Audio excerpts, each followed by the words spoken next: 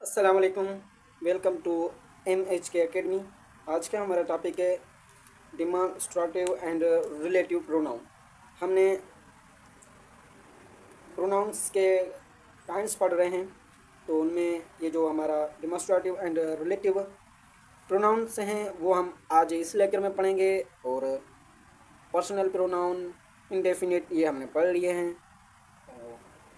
Demonstrative pronounce क्या हैं? Demonstrative pronoun को, इसका जो नेम है उसको हम उर्दू में कहते हैं ज़मीर इशारा, क्योंकि इसके नाम से ही पता चल रहा है कि ये वो प्रोनाउंस होंगे जो हम इशारा करने के लिए यूज़ करेंगे।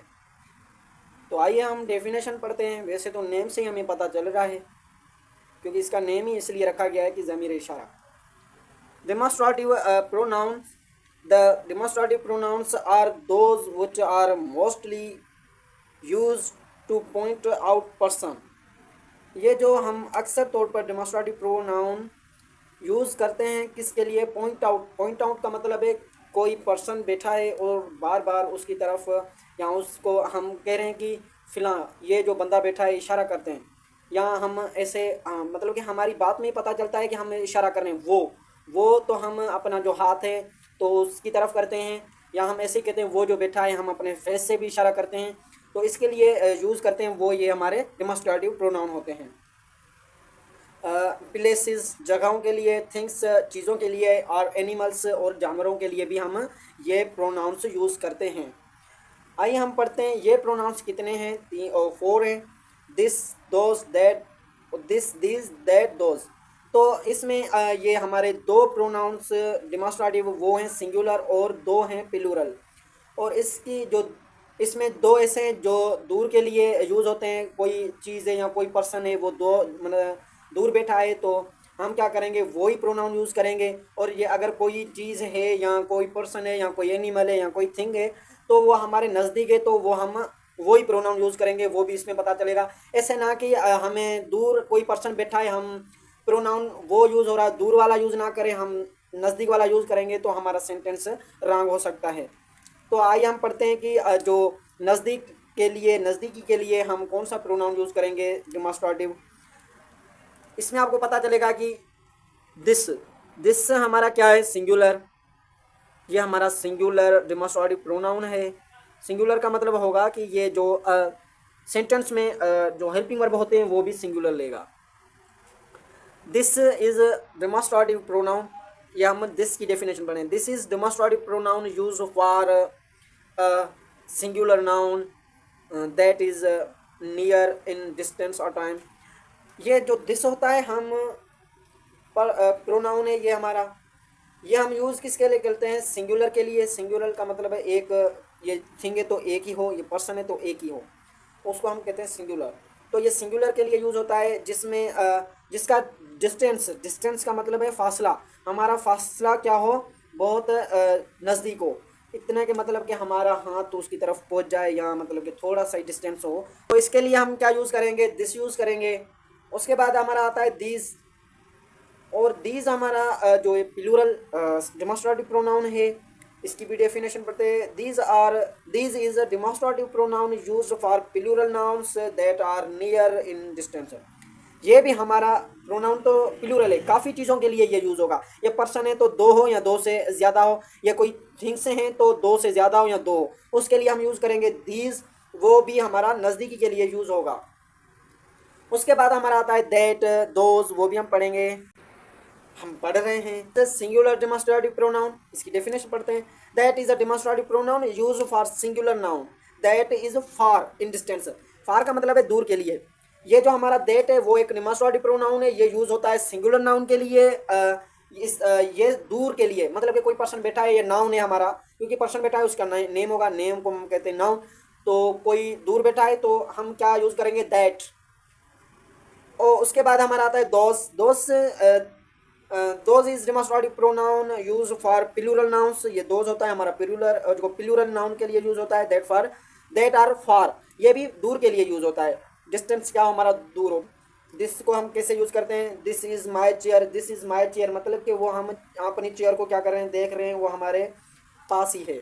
उसके बाद दीज का मतलब होता है प्लूरल, हम ऐसे भी कहते हैं दीज आर माई चेयर, या हम ऐसे कहते हैं दीज आर माई बुक्स, ये मेरे बुक हैं।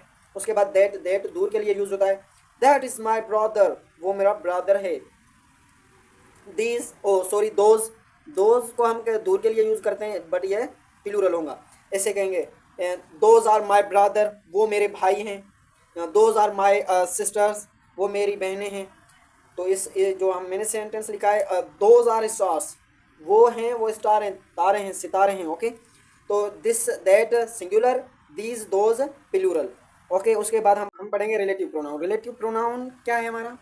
रिलेटिव प्रोनाउन हम यूज़ करेंगे कहते हैं कि ज़मीर मौसूल, ज़मीर मौसूल। तो हाँ, ज़मीर मौसूल क्या है हमारे? Such word which refer to a noun, कुछ सेंटेंस जो रिफ़र करते हैं हमारे, कुछ अल्फाज जो रिफ़र करते हैं नाउन की तरफ, प्रोनाउन गोइंग बिफोर देम। जो प्रोनाउन होते हैं उसके पहले यूज़ होते हैं। कैसे? वो भी ये जो प्रोनाउन है उसके पहले लगते हैं, प्रोनाउंस के पहले लगते हैं। And join the first sentence, ये जुमलों को मिलाने का भी काम करते हैं। आर कॉल्ड रिलेटिव प्रोनाउन, तो हम इसे क्या कहते हैं? रिलेटिव प्रोनाउन कहते हैं। ये कितने हैं? 5 हैं। There are only 5 relative pronouns in the number. कौन कौन से? हु, होज, हम, व्हिच, दैट, ये 5 हैं। तो इसमें 3 होते हैं, वो पर्सन के लिए यूज़ होते हैं, और एक होता है चीज़ें के लिए यूज़ होता है, चीज़ों के लिए, थिंग्स के लिए यूज़ होता है। एक होता है वो हमारा जानवरों के लिए यूज़ होता है। ओके, तो हु, हुज एंड होम, ये हमारा यूज़ होता है पर्सन के लिए। तो आइए हम देखते हैं कि हु कैसे यूज़ होता है इन द सेंटेंस में। Ali is the boy, Ali एक लड़का है। Who respects the doctor, teacher, parents. Okay, तो अली एक बॉय है, वो, इसका मतलब वैसे जो हम क्वेश्चन के लिए यूज़ करते हैं इंटरोगेटिव प्रोनाउंस में, तो हु की मीनिंग आती है कौन। तो इधर जो हमारा रिलेटिव प्रोनाउन है इसकी मीनिंग चेंज होगी।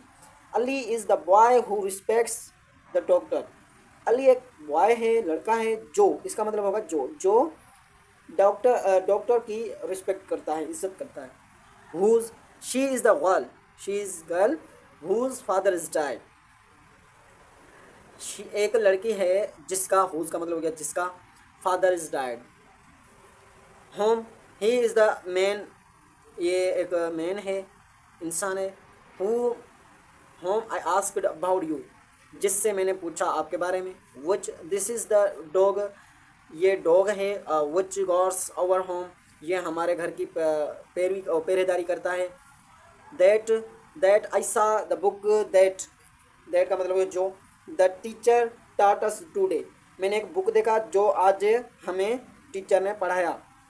दैट का मतलब हो गया जो। तो इधर दैट चीज़ों के लिए यूज़ हो रहा है, इधर वो जानवरों के लिए यूज़ हो रहा है, इधर हुज, होम, पर्सन्स के लिए यूज़ हो रहा है। ओके, आज का हमारा लेक्चर इधर ख़त्म होता है। उम्मीद है कि आपको ये लेक्चर समझ आया होगा। Thank you.